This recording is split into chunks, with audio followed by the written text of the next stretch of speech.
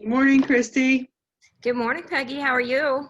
I'm good. I'm really enjoying this time at the shop. It's so quiet, and I'm kind of going through my what I have to do today list. Yes.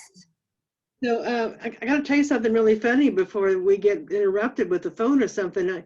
A couple of days ago, I was talking to a good friend of mine, and she was talking about the downtown and the new restaurants and how exciting it was. And she said kind of an apologetic, I haven't been to several places that are already there. And she was so looking forward to this place that they had in California, like a chain in California. And I'm thinking, who's she talking about? And she said, well, it's PB&J. She said, they have gourmet sandwiches. And I'm like, oh my gosh, no. And we had a laugh about that. So how did you get that name? What does that name stand for? Honestly, we get that a lot, and it's funny. We have running jokes here in the store about how we're the greatest sandwich shop that doesn't sell sandwiches. But the short version really is that when I actually purchased the store from another gal here in town, and when I did that, my daughter was 11, and of course she loved peanut butter and jelly. And we were just chatting in the car one day as we were driving to the store so I could kind of show it to her. And I was telling her my vision. At the time, it was just makeup and skincare products. And I said, I want to carry other products that go with the makeup and skincare, really well. And she said, Mom, you mean like peanut butter and jelly?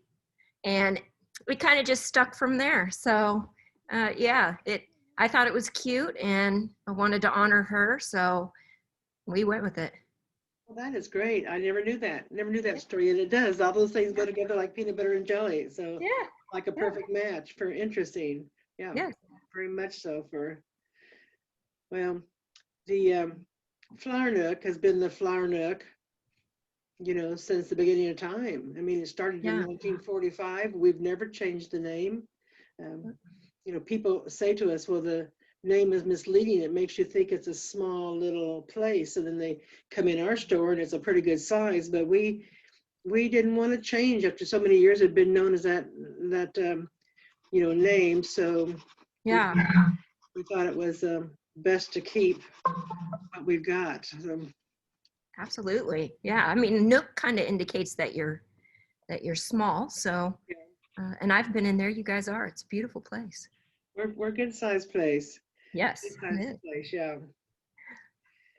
Well, I was telling the lady back to your name that because you've been to several meetings I've been to, I know that you're passionate about that job, which is most small town business owners, and that you make every attempt to connect to the consumer and the habits. So Yeah. what changes have you seen, in the industry since you've been part of this?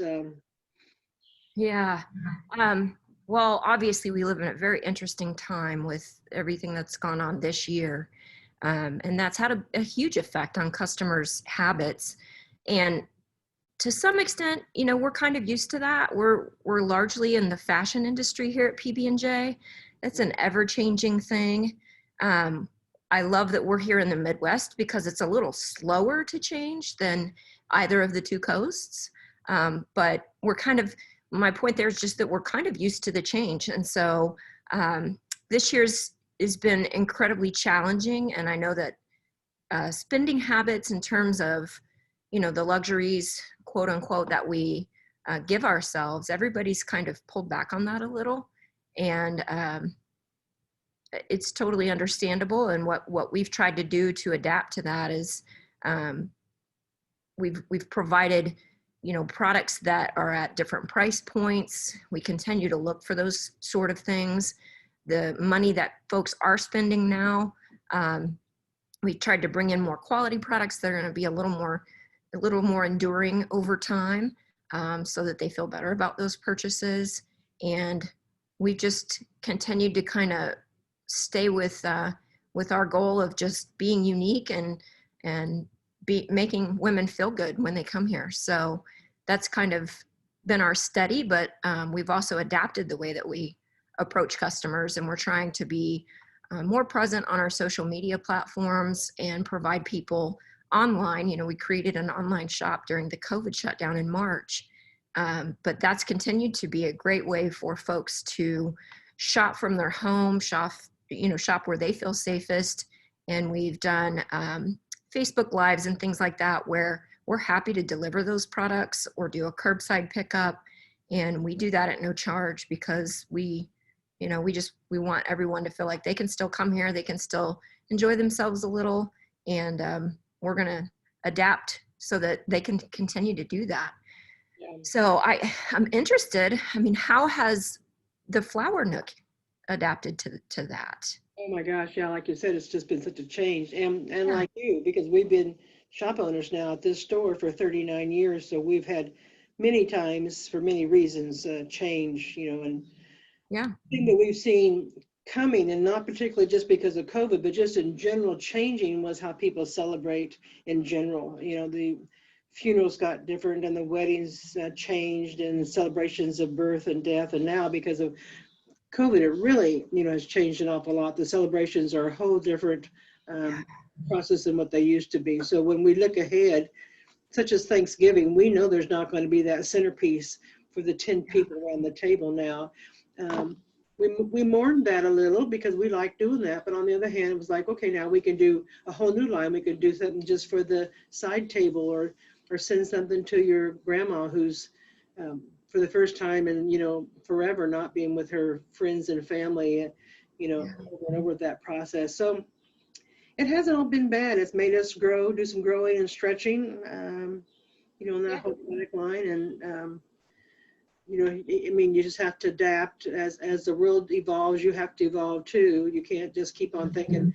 For the first couple of months, we kept saying, now when we get back. Yeah. And then we're like, it's not coming back, and that's not quite all the doom we thought it was. It was just like, okay, now what are we going to do? That process. Yeah. Yeah. That's interesting. Yeah. We started a change about 5 years ago with the shop because we have 2,000 square feet in the front of that store, and inventory was hard. Yeah, it is. Someone would say, I like it, but can you make it in pink, or can you change the bow? And it was like, So we changed to do art, and we were on several boards. We love art. Our house is nothing but art. Our kids are art. And so we brought in vendors. We're calling them artisan, not artists, because we want people to realize that it's a creative process, whether it's sewing or pottery or fine arts. But currently, the 2,000 square feet in front of the store is local regional artisan. And then we intersperse our stuff, like it's a perfect marriage, art and flowers, and feel pretty good about that. Now, in this particular season, people are bringing in, of course, their Christmas fun things, but throughout the year, it stays kind of the staple, the jewelry, the alpaca, the wood, the pottery. Feel like we've got a really great line of, if people want a gift and support art at the same time, we feel like we're the person to connect the artists and the artisan to the community. And that's been a whole different process, also. Yeah. Yeah. Yeah, as you know, I stopped in the other day and purchased my daughters in theater, and every time they do a play, the tradition is to buy some flowers. I always try to throw in a cute gift as well, just because I know she's a teenager and the flowers, tend to get sat somewhere and they don't get taken care of, and they don't last in a teenager's care. Yeah. So I took the opportunity when I was in there to look around, and you guys have always had things I love. Those little sunflower cookies are straight addictive for me. I love those things. But I looked through, you kind of showed me a few things while I was in there, and I wish I had spent time doing that sooner. I think it's just fabulous what you guys are doing, and the local artisans. There's truly some unique and special stuff in there, Peggy. So thank you and Wayne for doing that, because I think it really is something unique. And I think it's a really good example of what downtown has to offer. There's just nooks, to steal on your name, there's nooks and crannies in this downtown that are just full of little diamonds. Yeah, perfectly. So do you have any future goals that what's coming up for you? We are, when I started this, I started with kind of the goal of lifting women up I came from a nearly 20-year stint in corporate America, and a segment of corporate America that in particular was nearly 100% male dominated. Technology was not something women got into. And so when I got into that world, it was a tough time. And I managed to strive, and I've always, was raised by a really strong woman, and more importantly, raised by a dad that believed in strong women. And so that's what I really, when I decided to kind of take control of my life back from corporate America, I wanted to do something that made women feel good and feel unique and have confidence, because I think we need more of that in this world. And so we have had a continuous goal, and this is really my biggest goal for this place. And it's gotten bigger and bigger every year, and I'm proud to say that. But I really want to keep bolstering up the local charities and organizations that support women in this community, because I think it's not only important, but it sets a really great example. My daughter and I are super close, and she's going to be 18 soon, and I feel like I've raised a really independent, strong woman, and there's nothing in my life I'm more proud of than that. So we want to keep finding those local, we've done a lot for DVAC, we've done a lot with numerous different organizations here in town. I want to keep doing that. I want to do that in a bigger way. And heck, who knows, maybe someday we'll have our own, kind of organization that gives back in a different way than we currently have here in Salina. So that's really where I focus in terms of my goals for the store. And I think it's important to note, like yourself, I mean, you obviously have a wonderful partner in Wayne. He's incredibly supportive and a pillar for downtown. But the majority of the small business owners that I've met here in downtown Salina are women. And I think that's fantastic. So I want to keep being a big part of this community, and I want to continue to find ways to try to support that and raise women up down here. So I think it's important, and hopefully people, get out and see some of the things that the businesses down here have helped contribute to. The taxpayers, obviously, the downtown. When we moved down here, it was right in the middle of a transition, and we've had to kind of find our way in all of that, and it's been a challenge. Then COVID hit, bigger challenge. But the women down here, and the men too, have really figured out ways to kind of bring that into the fold and excel during times like this. So those streetscapes, the signage, the entryways, all of that, people need to get out and enjoy that and see the hard work that everybody's really put in down here.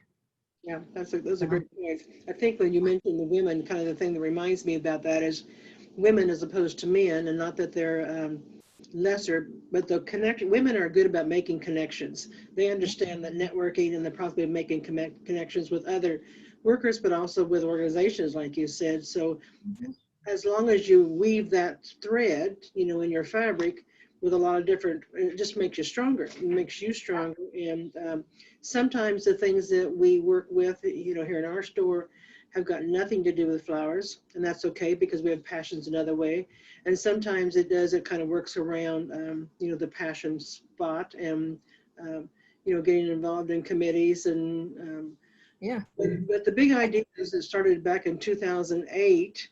The goals for Salina Downtown, which is still, actually, they're still meeting and they're still working on it, was, to create a hub and a connection to lure, so to speak, not like it's a spider web, but to attract other businesses that want to be down here, but then customers, and then also activities to marry the culture with it. So we've tried real hard, like with the sculpture tour and the First Fridays and the bands. And I think that when everything gets lifted and we can get back with it, we're just going to see a really vibrant spot. And I'm really glad that the women and the men, like you say, have hung on and reinvented, the whole process. Yeah. We've, I can't name the number of vendors that we work with here. It'd be nice, like yourself, to just have a limited number and to get to know those people personally. It's a tough thing to do here in the industry that we're in, fashion and whatnot. But that's something that I always take note of, and it's how those businesses in addition to myself, there's a lot of good leaders out there. There's a lot of good examples of not only women-based products, which we try to carry a lot of, but also just larger companies that have a lot more resources, and they're still making those changes. They're still adapting to, to this incredibly unique year that we've had, and to retail in general. I could go on and on about how technology has affected retail in general. So there's just a ton of leaders that I look to out there that I deal with. And I think the same can be true of downtown, and the perseverance of the small business owners down here is just incredible. And I applaud everyone. It is. I wish the public could see the behind the scenes brainstorming. Yeah. Yeah. It is a nice connection. Sure is for. It is. Well, you mentioned a little bit. I wanted to ask you this, Peggy. I don't think we've ever talked about it, but you and Wayne you're so present in terms of downtown, and not everyone knows that, I don't think. But as a retailer down here, as a merchant, you guys are often in the forefront, and you're often leading the positivity charge, which is so important. And I can't thank you enough for that. But I wanted to ask you, you guys have been downtown for a long time. What's some of the change? What's something new downtown that you and Wayne are really particularly fond of? Well, oh my gosh, there's so many great things. I mean, truly great things that people don't still know about because of our board background. We've got some wonderful new codes coming in place.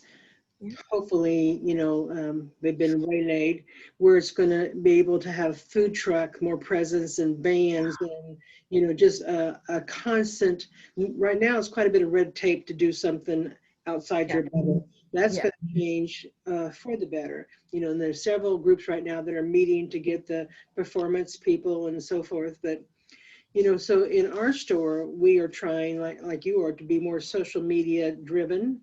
We've often done floral things for floral people, taught classes and done our contests, but we are wanting to do that same process with the community, do floral classes and contests. And, I have this dream of having a con-going fashion show where clothing is put on with wildflower in the hair, and we walk around in the restaurant hub, while people are eating, or we do the runway up and down, Santa Fe. But certainly the thing that we can really brag about is our restaurants. How admirable to put a restaurant in the downtown during construction world and COVID. You have to just hats off to these people that are doing unique, wonderful foods. We've got a couple more that are yet to open, and just waiting, a lot of specialty things. So it's not like the chain, which I'd really honor in the Downtown Association for, that process. And just really looking forward to the whole unveiling when the river project gets done. This is the original river project. We have this indoor baseball field, just a car museum, just progress is going on that. I mean, they're just like, oh my gosh, we will be a destination city for people to come. It will require the Flower Nook to change their hours, which is something that I'm not very excited about, but I will eventually get on the wagon for that, because people are doing later and Sundays, and so far we're not embracing, because we're here at 8 in the morning. So by the time 5:30 comes around, we're like, I'm going home.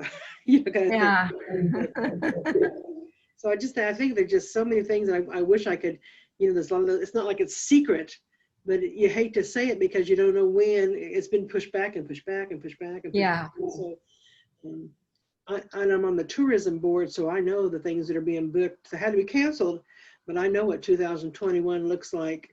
Hopefully that it's going to wind up, happening, and it will really be so exciting to come and work and be part of that whole process. I don't want to reveal my age necessarily, but I'm old. I'm pushing 50. We'll just put it out there. But I have so many fond childhood memories of downtown, and yet it's a completely different downtown than what I grew up with. Bought my first bra with my mom at Klein's, went on my first date at what used to be the Fox Theater, that's now Stiefel. Christmas memories of Santa sitting on the stage when Beechcraft would hold their annual come see Santa kind of celebration for all the kids of the families that worked at Beechcraft. And so many different things that used to be downtown. And to see all the changes, to see all the growth, to hear about some of those things you mentioned, Peggy, that's super exciting. And I'm glad that you serve on some of those committees, because let's face it, flowers are art, and you're a creative person. And I think that's something that I've learned over the 5 years we've been downtown that's so important and makes us so unique down here, is that art community. Those are the creative people. Those are the people that make us completely unique. And my daughter and I were just talking about how you can see art so many ways. I have an English degree, and the same can be true of literature. It's, to me, another form of art, obviously. You can interpret it differently depending on who you are and what you bring to that piece of art or that piece of literature. And gosh, you guys are doing amazing things down here. I wish I was more creative, and I can't celebrate that enough. I think that makes us a really cool town, and I think that all the landmarks and things, it's important to draw up on our history. And, I've tried to do that with my kids, like show them the places that I used to go as a kid, and, talk about those first dates and things like that I had down here. And on a bigger scale, I love seeing all of the revitalization that's happened in the past few years, and I'm not being privy to some of those exciting things you're talking about, but just driving up and down and seeing that resurgence of life into these I love architecture, so I always notice the buildings and things like that, and people are putting love back into that. It's really creating just a really exciting spirit down here. And it's kind of fun for me to drive up and down and get out of my head a little bit and enjoy those things, because it is such a difficult year this year, but there's still so much excitement here. And I'd probably have sounded like a broken record on here, but I really hope people get out and see that and partake in it. Everybody's money has gone into making this kind of thing happen, and it's only getting better. So I think everyone should get out and enjoy that. I do want to change your thinking on the I'm not creative, because I feel like business owners are the most entrepreneurship. I teach business at college and psychology still. I'm doing that. And I talk about entrepreneurship is struggling, but it's also the challenge. And you cannot be a successful business owner, without accepting that, that process of doing something different, not particularly because you wanted it, but how you have to look ahead and see what's going to be and what's not going to be. And we make mistakes, and then we just, we make something different, wind up changing, the process. I suppose you're right. Yeah, we've had to, with the upcoming weekend is the biggest weekend in retail. And I guess I can, thank you for that, Peggy. I guess I can look at that as a little bit of creativity. We've certainly had to be creative with the way that we're doing those types of things in a pandemic. Yeah, and so Black Friday, Shop Small Saturday.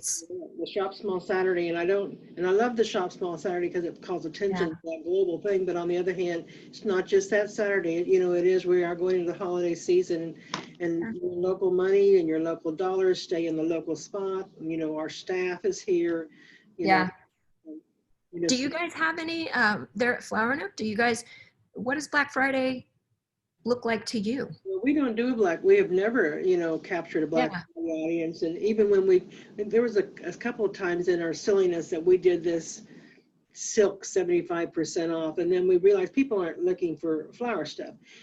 Yeah. But on the opposite, people say, if I come in, can I get a discount on the art project? And we are very strict about honoring that process, creativity, and you never get enough for your labor. So we tell the artists we will never, they give us a price and we will never bargain, with that, process. So but we do get a little Saturday flurry. Now, in the past, because all the families were here together and they would get out if the weather was nice and then shop, or just, waste time. And this year, I'm kind of wondering if people were going to get out because of the obvious shelter in place, stay home conversation.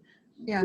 I think then several times you need to do some virtual, hello, we're here. This is one of our newest things. And it doesn't need to be giant and just be the little, mini clip of, You know, Yeah. you mentioned beforehand, one of my goals, and I haven't been able to figure how to do it, is to connect all of us merchants on a virtual level, because then if I show something, it goes to your audience and my audience and Vernon's audience, and and vice versa, because my flower customers also want to know where to get clothing. So it's not just that they're interested in flowers. I just feel like the one-stop look at a virtual would be very helpful, and I haven't figured how to do that, with a whole concept running Yeah. with it. But I think that'd be helpful. I know my customers would like to hear about other people's items. Yeah. My staff would like to hear, because we don't get out much either. So it's be like, what do Yeah. they? Yeah. I mean, when you know better than anybody, when you're running a small business, you have to be there. So I think that's a great idea. It's a very interesting concept. I recently joined the downtown marketing committee, and I hear the phrase, and it's so true, that we're better together. And I think that's absolutely necessary. And I share that vision with you, Peggy. I think it would be really, really good for everyone to be able to collaborate a little more and be cooperative in those efforts to market what's downtown. And I think it helps the community. So, they'll see things that, precisely like you said, like they'll see things in your videos. If someone else is on there, Vernon's, or you mentioned them, if they showed a few items, and vice versa. I think there's a cumulative effect to everything that we do, quite frankly. And it's important for all of us down here to do that. So, if you find a way to do it, I support it. And that's something that we all should give a little thought to and see if we can't come up with that together. That's exciting. Well, it's probably time to hit the design floor. And Yep. what's in charge for the day. Boy, it's been great talking to you. Don't get to see you enough. And Yeah. wish you luck this weekend and for the holiday season. And Thank you. we're just, 2021. It's happening, and we hope we're right along with it. So Yeah. been good seeing your face. You too, Peggy, and thank you so much. And 2021 is here, if we like it or not. And I know for retail folks like myself, this Black Friday, we don't typically, that's not something that we typically are a big part of as well. But I hope this year people think of that a little differently and see that community is what counts the most. And so shopping local, spending local, if they can divert some of what they would do at the big box stores to the smaller guys downtown, I know that it would go a long ways, and it betters our community. So appreciate you asking me to do this, Peggy. I've had a wonderful time, and I would love to talk some more. And I just can't thank you enough for all of your work for making downtown so great. Well, see you in the neighborhood, like we like to say here. Absolutely. Okay, have a good one. You too. Bye-bye.